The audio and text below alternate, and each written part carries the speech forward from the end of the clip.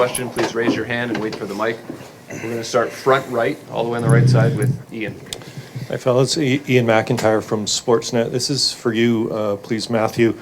Pietrangelo told us yesterday he doesn't know why everyone's trying to punch him in the head, but I think the answer is because he's Pietrangelo. I believe you've known him since you were a kid, and you spend time training or skating together in the summers. I'm just wondering if you could tell us what your relationship is like. Do you have a relationship with Alex, and what is it like when you're in a moment like this? Yeah, past few summers I've worked out a bit and skated with him a bit, and obviously one of the top defensemen on their team. Definitely gotta be hard on him, and I think that Theodore is probably playing the best out of all of them right now. So another guy you gotta really be aware of when he's out there. So. But yeah, at the end of the day, you throw all the relationships out the door when it comes to this time of year. Back left, standing up. Mike DePasquale with the Fox affiliate Miami. Sasha and Matt, this is for both of you. We've been on this ride with you from the very beginning, and the one thing we notice is that the morning skate like we saw today, following a loss, you guys remain upbeat. Is it because you've been in this position before? Well, yeah, it's part of that, but at the same time, we know we work hard enough. We know that that's not the problem. It's just I think the execution in the first game maybe wasn't there, but we don't think about that. We only think about the future and about the next game and stuff like that. So it was game one. It was good game one. We learned from it, and now we're ready for game two. And felt good in the morning skate and had a lot of fun there. For both of you, I know you're focused on the game at hand here tonight. I just want to ask your perspective on the market as a whole, having both Heat and Panthers in a championship. You were at the game the other night.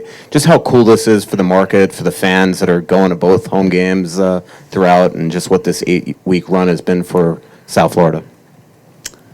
I think it's been awesome for them. I know as just a sports fan in general, I love watching the Heat play and have love going to that game, and I think for just all of South Florida, just being able to watch us one night, watch the Heat the other night, it's very cool, and hopefully can make for a fun last few weeks here, and it'd be nice if we can reward them all.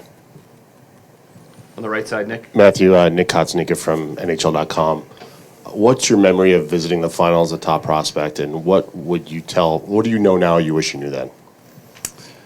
I went to the one in San Jose when Pittsburgh won.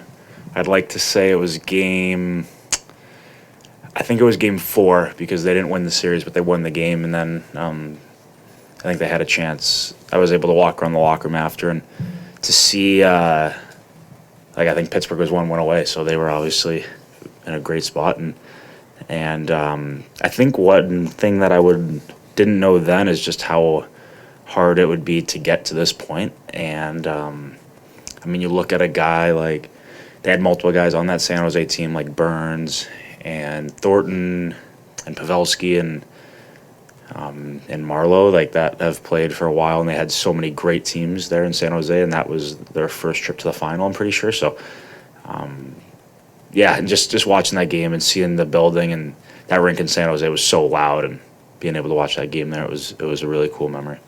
One more question in English, right side, second row. Matthew, I noticed you cracked a smile during the pregame announcements when you probably got the loudest boos out of everyone. I mean, do you embrace that kind of villain role or the boos of the fans there?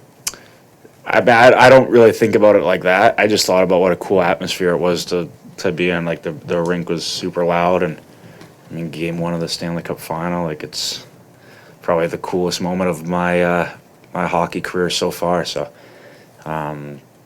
obviously it would have been so nice to get the win in that game 1, but we came here to Vegas to try to get home ice back. So all it needs to happen is a win tonight for us, and we got that, and that'll be a successful road trip for us.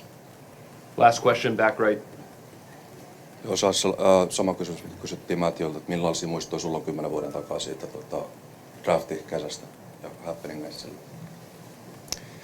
No joo, mä en ollut siinä tapahtumassa, mutta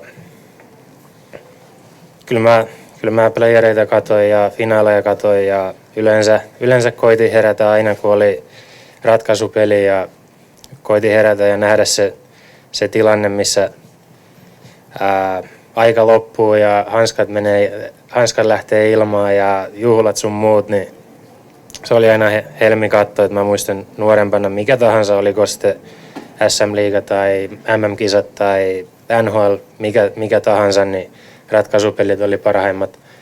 Silloin näki kun joukkueet juhlii ja näin, niin se oli ehkä hienointa jääkiekossa ja nyt ollaan lähellä sitä ja koitetaan nauttia jokaisesta hetkestä. What he said, I think.